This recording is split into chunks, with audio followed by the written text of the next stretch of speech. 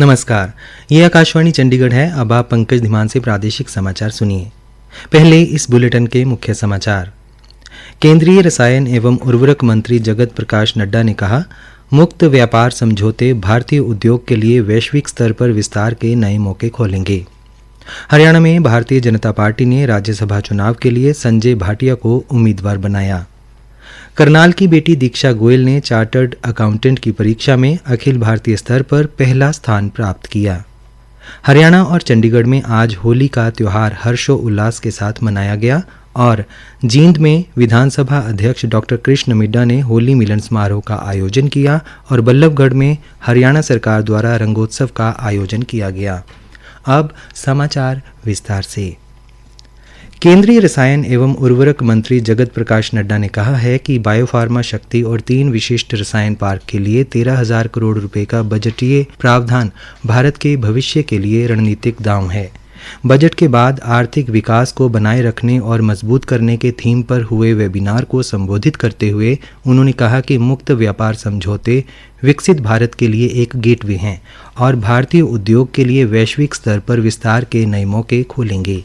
मंत्री ने कहा कि भारत जेनेरिक दवाओं के जरिए दुनिया की फार्मेसी बन गया है और बताया कि 2035 तक दुनिया भर में 40% दवाएं बायोलॉजिक होंगी।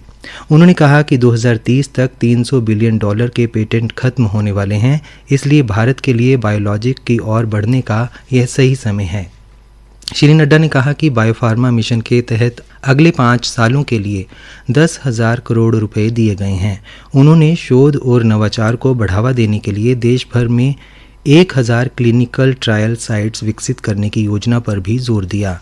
रसायन क्षेत्र पर जोर देते हुए उन्होंने कहा कि भारत का आउटपुट 19,40,000 करोड़ रुपए है, जिसमें वैश्विक हिस्सा 3% है। सरकार का लक्ष्य 2030 तक भारत के वैश्विक रसायन क्षेत्र में हिस्से को 5 से 6% तक बढ़ाना और 2040 तक $1 ट्रिलियन के कारोबार का लक्ष्य हासिल करना है। हरियाणा में भारतीय जनता पार्टी ने राज्यसभा चुनाव के लिए संजय भाटिया को उम्मीदवार बनाया है। पानीपत निवासी 57 वर्षीय संजय भाटिया संगठनात्मक राजनीति का लंबा अनुभव रखते हैं।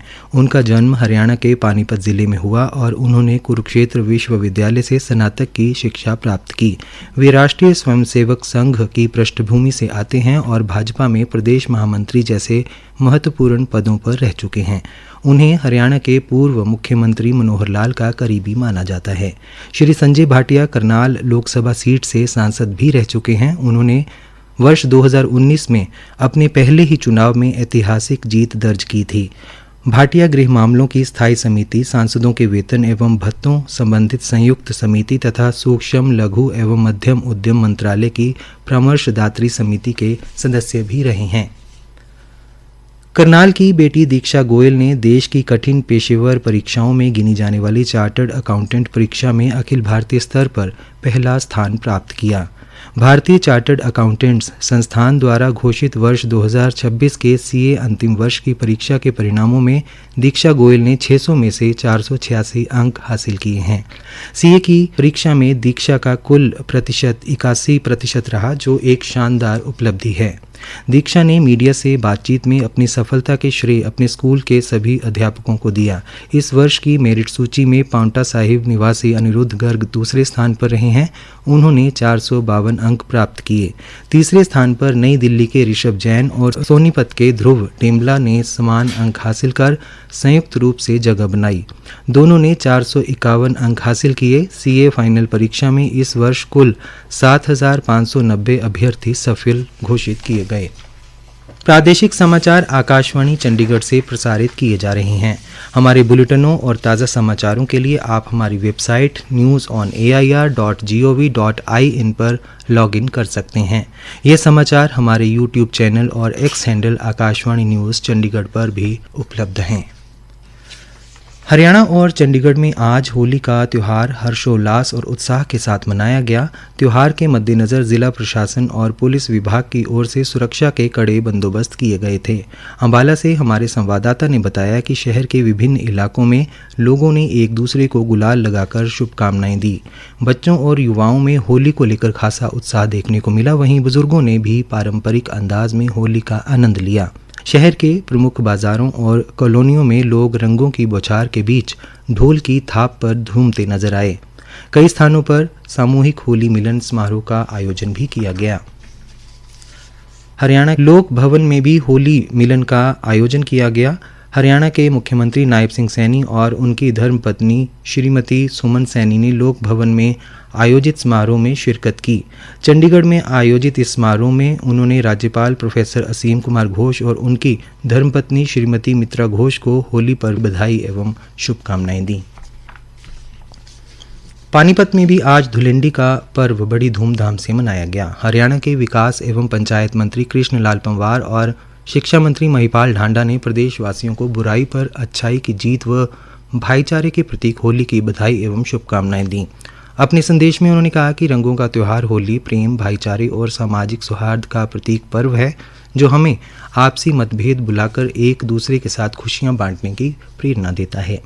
भाजपा प्रदेश अध्यक्ष मोहन लाल बड़ोली ने भी सुख समृद्धि और खुशहाली की कामना के साथ यह त्यौहार मनाया और सभी के जीवन में नई ऊर्जा, उमंग और सकारात्मकता आने की कामना की।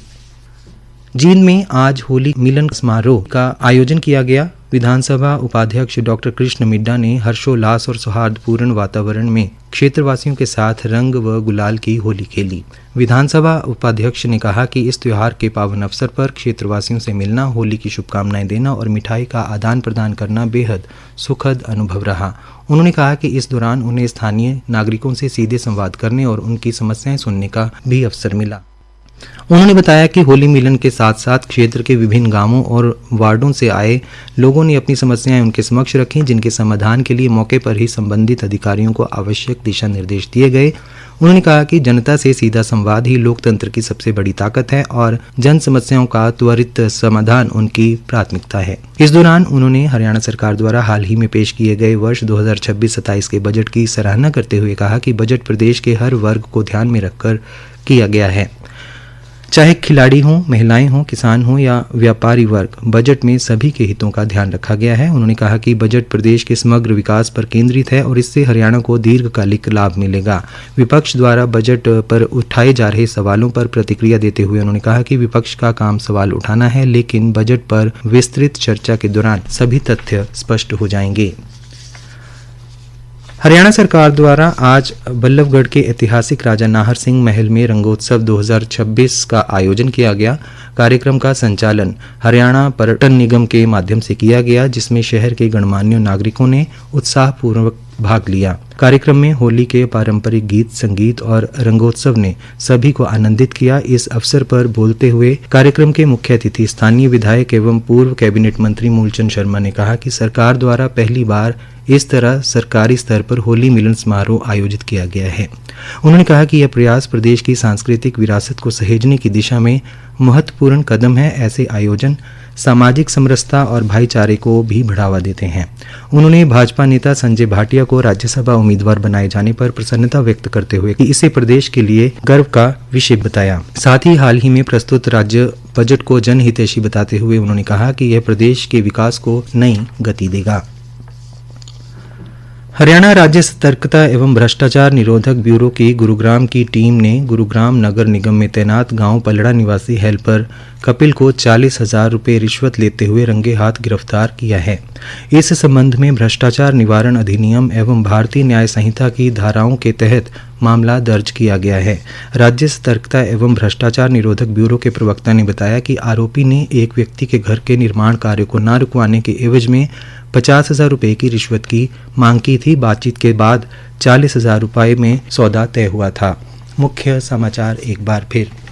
केंद्रीय रसायन एवं उर्वरक मंत्री जगत प्रकाश नड्डा ने कहा, मुक्त व्यापार समझौते भारतीय उद्योग के लिए वैश्विक स्तर पर विस्तार के नए मौके खोलेंगे। हरियाणा में भारतीय जनता पार्टी ने राज्यसभा चुनाव के लिए संजय भाटिया को उम्मीदवार बनाया। करनाल की बेटी दीक्षा गोयल ने चार्टर्ड अकाउंटेंट की परीक्षा में अखिल भारतीय स्तर पर पहला स्थान प्राप्त किया। हरियाणा और चंडीगढ़ में आज होली का त्यौहार हर्षोल्लास के साथ मनाया गया और जींद में विधानसभा अध्यक्ष डॉक्टर कृष्ण मिड्डा ने होली मिलन समारोह का आयोजन किया और बल्लभगढ़ में हरियाणा सरकार द्वारा रंगोत्सव का आयोजन किया गया। प्रादेशिक समाचार समाप्त हुए।